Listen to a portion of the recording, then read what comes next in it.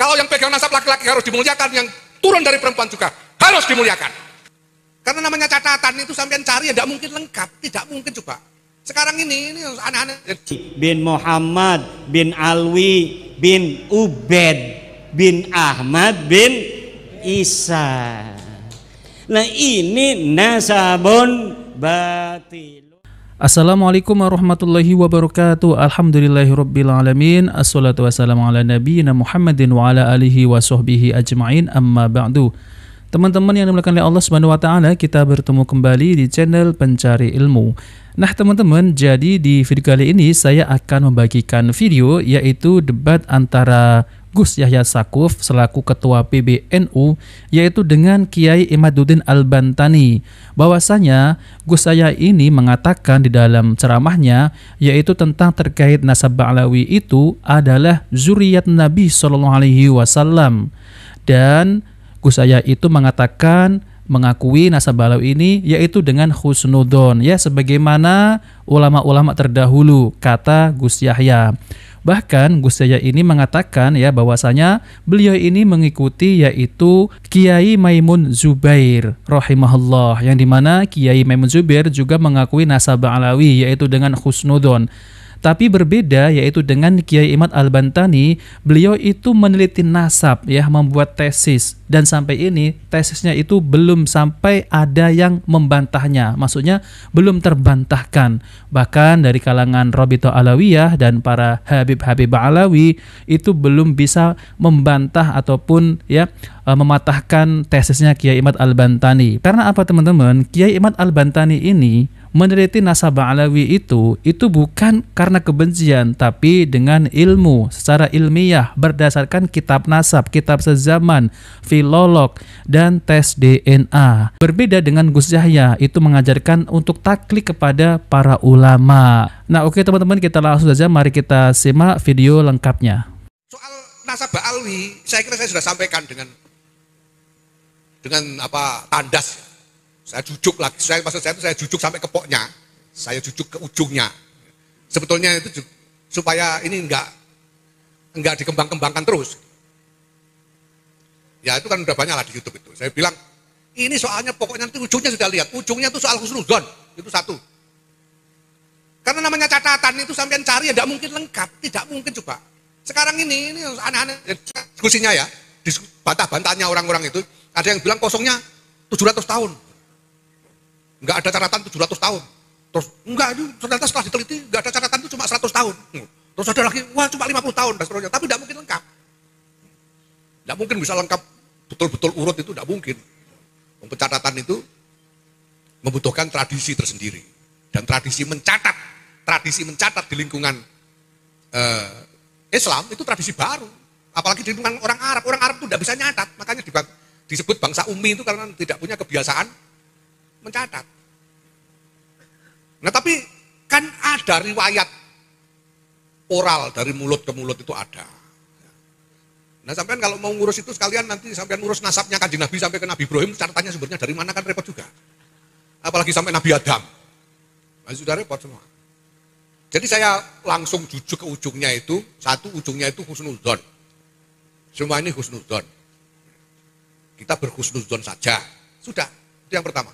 Yang kedua saya sampaikan yang kedua bahwa asar nubuwah itu bukan cuma silsilah nasab melalui jalur laki-laki itu. Dan sebetulnya silsilah nasab jalur laki-laki itu juga tidak harus jadi pegangan. Wong mansus di Quran wa ma Muhammadun aba ahadin min rijalikum itu sudah jelas. Jadi tidak harus pegangan nasab laki-laki itu tidak harus. Maka saya lebih milih ikut Syekhina Kiai Maimun Zubair yang pegangannya pokoknya nutfah nubuwah. Dari laki-laki, dari perempuan sama saja, itu saja. Sehingga keyakinannya, sebagian besar orang-orang pesantren itu ada, nutfah nubuwah itu ada. Karena Kiai Maimun mengatakan orang bisa jadi kiai itu, apalagi kiai besar, itu ya kemungkinan besar dia membawa nutfah nubuwah. Karena dia bawa imamah diniyah. Nah kalau nutfah nubuwah dari laki-laki maupun perempuan, martabatnya sama saja. Kalau yang pegang nasab laki-laki harus dimuliakan, yang turun dari perempuan juga harus dimuliakan. Gitu. Ya. Jadi tidak bisa ada pihak yang mengklaim, mengaku saya lebih mulia, saya paling mulia. Ini sama mulianya. Saya hakul yakin Kiai Syafi'i ini juga lahu nutfah nubuwah. Sama mulianya. Walaupun nggak pakai nama fam. Ini semuanya. Dan ini biasa di dalam agama. Nah teman-teman yang dimuliakan oleh Allah Subhanahu wa Ta'ala, jadi itulah ya penjelasan dari Gus Yahya selaku Ketua PBNU tentang terkait masalah nasab Ba'lawi. Namun di sini harus kita perhatikan ya teman-teman ya, yaitu Gus Yahya ini mengajarkan untuk taklid kepada kiai ataupun para ulama tentang terkait masalah Ba'lawi ini. Tentunya hal ini malah kita ini tidak bisa cerdas ya. Karena apa teman-teman ya? Karena sesuai dengan penelitian ini berdasarkan dengan ilmiah. Kalau taklid kepada ulama ya belum tentu itu benar. Nah maka dari itu kebenaran harus kita cari, kita gali.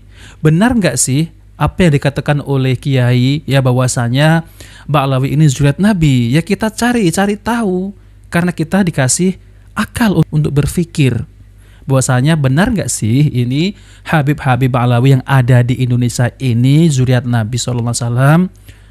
Kalau benar ya kita hormati, tapi kalau nggak benar ya udah ya teman-teman. Kalau mereka berceramah yang seperti mengaku-ngaku zuriat Nabi ya kita abaikan, jangan kita percaya. Lawang nasabnya palsu. Nah seperti itu ya teman-teman. Dan saya setuju dan saya mendukung yaitu tentang tesisnya Kiai Imad Al-Bantani tentang terkait masalah Habib-Habib Ba'lawi ini, yang dimana ya oknum Habib-Habib Ba'lawi ini kalau kita lihat ya kelakuannya nyeleneh-nyeleneh. Ya memang nggak semua, tapi hampir semua seperti itu. Mereka itu ya hanya mencari cuan, gila hormat, ingin disanjung-sanjung.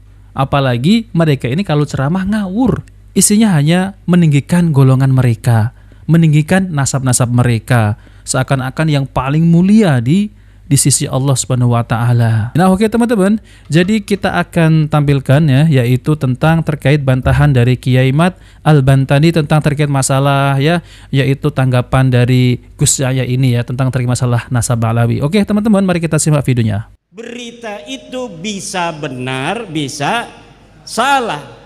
Kalau berita itu bisa benar, bisa salah, bagaimana cara kita memverifikasinya? Ya kita lihat data-datanya. Datanya sahih apa tidak? Datanya valid apa tidak? Apabila kita belum menelitinya, maka al-aslu fin nasabi as-sihhah. Asal dari nasab itu adalah sahih. Illa idza waradatil illatul qadihah, kecuali telah datang elat yang mencederai. Nah ini nasabnya Ba'lawi yang sedang kita bahas, itu sudah waradatil illah, sudah ada 4 ilat yang membatalkan dia. Satu, dari sisi ilmu nasab tidak dicatat oleh ahli nasab. Mereka mengaku keturunan nabinya dari Ahmad bin Isa. Ahmad bin Isa di dalam waktu hidupnya tidak ada namanya, dalam silsilatil alawiyah tidak dicatat, tetapi di abad kelima dicatat. Nah ketika di abad kelima ini dicatat, anaknya pun dicatat. Berapa anaknya? Anaknya 3 yang berketurunan. Yang pertama Muhammad, Ali, dan Husain. Tidak ada nama Ubaid, Ubaidillah, atau Abdullah. Sampai abad ke-6, ke-7, ke-8 tidak ada kitab nasab yang menyatakan yang namanya Sayyidina Ahmad bin Isa punya anak namanya Ubaid. Lalu Ba'lawi ini di abad 9, leluhurnya Habib-Habib ini namanya Ali bin Abu Bakar As-Sakron, bikin kitab nih kayak Kiai Alawi, bikin catatan.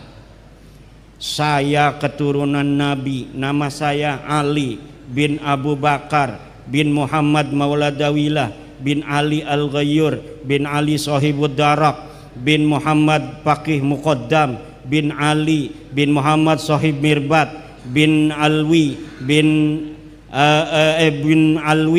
bin Ali dulu ya, Muhammad Sahib Murbat bin Ali Kuali Kosam bin Alwi bin Muhammad bin Alwi bin Ubaid bin Ahmad bin Isa. Nah ini nasabun batilun mardudun maudu'un munqati'un la yasihhu al-ihtijaju bihi. Tidak bisa. Kenapa? Lah orang kita banyak begitu kitab nasab sama sekali nggak ada yang menulis. Kitab nasab mulai abad keempat, siri silsilatil alawiyah, abad kelima, tahdhibul ansab, al-majdi, muntaqilatut talibiyah, kemudian di abad keenam, as-sajarah al-mubarakah, di abad ketujuh, al-fahri, al-asili, di abad ke-8 as-sabatul musal, di abad ke-9 umdatul talib al-kubra, umdatul talib al-wusta, umdatul talib al-kubra. Semuanya tidak ada yang mencatat yang namanya Ahmad bin Isa punya anak namanya Ubaid, Abdullah, Ubaidullah. Tidak ada. Pokoknya teu aya. Cek orang Bandung nama teu aya iku ora ono. Ya kalau nggak ada ya gimana lagi. Mulai adanya sejak abad 9 mereka mengaku. Lalu banyak nih kitab-kitab karena dia ulama besar Pak. Jadi Ali As-Sakron ini kiai memang. Dia punya bapak kiai juga. Bapaknya punya murid-murid. Dari mulai bapaknya ini bikin kitab sesuai dengan apa namanya itu penjelasan dari gurunya namanya Abdurrahman Segaf. Abdurrahman As-Segaf punya anak Abu Bakar. Ini Abdurrahmannya kiai ulama. Kemudian Abu Bakarnya kiai, cucunya kiai. Ini punya murid, ini punya murid, ini punya murid. Semuanya punya murid yang kemudian mempopulerkan nasab ini. Semuanya di abad ke-9. Sampai sekarang surah wal istifadah populer sampai ratusan kitab Pak. Hanif Al-Attas sekarang sedang mengumpulkan kitab-kitab sejak abad 9 itu sampai sekarang ini sudah bisa terkumpul 140 kitab yang menyatakan mereka turunan Nabi. Kata saya, coba sini satu aja yang kitab nasab abad ke-8, diem aja. Abad 7 makin diem. Abad 6 mana? Makin diem. Abad 5 mana? Makin diem. Apalagi abad 4, abad di mana Ahmad bin Isa ini wafat. Ahmad bin Isa ini wafat 345 Hijriah. Sudah 1000 tahun lebih. Tapi 550 tahun sejak wafatnya baru ada orang ngaku-ngaku keturunannya. Kalau tadi misalnya saya mengaku Udayana, itu bisa diverifikasi di dalam setiap masa. Betul tidak yang namanya Airlangga itu turunan daripada Prabu Udayana? Betul tidak Ken Arok Singosari keturunan dari Airlangga? Betul tidak Prabu Hayamuruk keturunan dari Ken Arok? Itu semuanya ada datanya Pak. Betul tidak kerajaan Demak keturunan Majapahit? Betul tidak kerajaan Cirebon keturunan Demak? Betul tidak kerajaan Banten turunan Demak? Itu diverifikasi. Kalau terbukti sah berarti waktu di Denpasar di rumahnya Yai Suryadi ketika Tubagus Mogi mengatakan bahwa dia darah Bali. Soheh. Kalau dicari manuskripnya ternyata ini bohong, ternyata yang namanya Airlangga itu hanya anak tiri daripada keturunan Udayana, maka nasab ini disebut nasabun batilun mauduun mardudun munqati'. Nah teman-teman yang dimuliakan oleh Allah Subhanahu Wa Taala, jadi itulah ya penjelasan tentang terkait masalah nasab Alawi oleh Kiai Imad Al-Bantani, di mana Kiai Imad Al-Bantani ini menjelaskan berdasarkan kitab nasab, berdasarkan manuskrip, berdasarkan catatan ya teman-teman ya, dan tes DNA. Berbeda dengan yaitu Gus Yahya ketika menjelaskan ya udah kita ikut saja ulama-ulama terdahulu, nggak usah catat-catatan. Nah Ini kita sebagai kaum muslimin ya teman-teman, masa seperti itu kita harus ngikut aja, sedangkan Rasulullah SAW itu ada manuskripnya, ada catatannya. Lah ini yang namanya ya Habib Ba'alawi ini katanya bersambung kepada Ahmad bin Isa, mana buktinya? Lalu kemudian ada yang mengatakan di dalam darahnya itu mengalir dari Rasulullah, mana buktinya? Ayo tes DNA. Nah teman-teman, mereka ini tidak ada yang mampu membuktikan tentang terkait masalah nasabnya itu. Jadi semakin panas ya teman-teman ya penjelasan dari Kiai Imad ini yang membungkam, yaitu Gus Yahya selaku ketua PBNU. Sangat disayangkan sekali ya, yaitu sekelas Gus Yahya ketua PBNU malah menjadi apa? Menjadi muhibbin yang sejati Habib Ba'alawi. Seharusnya Gus Yahya ini melihat ya sepak terjangnya Habib Ba'alawi ini. Apakah benar mereka ini cucu Nabi? Harusnya berpikir, bukan langsung ngikut gitu ya teman-teman. Harus ada penelitian. Ya nanti kita nggak akan maju-maju. Ya kita nanti akan diperbudak oleh Habib ya.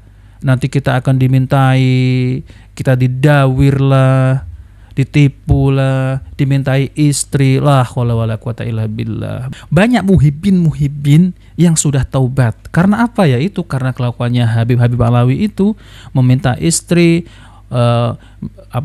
minjam motor gak dikembalikan, minjam uang gak dikembalikan, dan banyak lagi, suka memaksa dan lain-lain. Nah ini kan tentunya harus kita berpikir ya sebagai kaum muslimin itu, kok seperti ini cucu Nabi ini? Ini pasti ada yang salah ya. Seperti itu teman-teman ya. Nah maka dari itu tesisnya Kiai Imad ini mengajak umat untuk berpikir cerdas, berpikir ya. Jangan seperti lembu cucuk hidungnya terus ditarik kita manut aja gitu. Nggak boleh. Nanti kita diketawain oleh teman-teman kita yang ada di Muhammadiyah, di Salafi, Al-Irsyad, Persi dan lain-lain ya teman-teman, yang dimana mereka ini tidak bisa terdoktrin ya oleh Habib Ba'alawi. Yang terdoktrin dan tertipu oleh Habib Ba'alawi ya itu dari kalangan Nahdiyin. Tapi sekarang alhamdulillah dengan tesisnya Kiai Imad ya, banyak yang sadar ya, banyak yang sadar bahwasanya Ba'alawi ini bukan zuriat Nabi Sallallahu Alaihi Wasallam.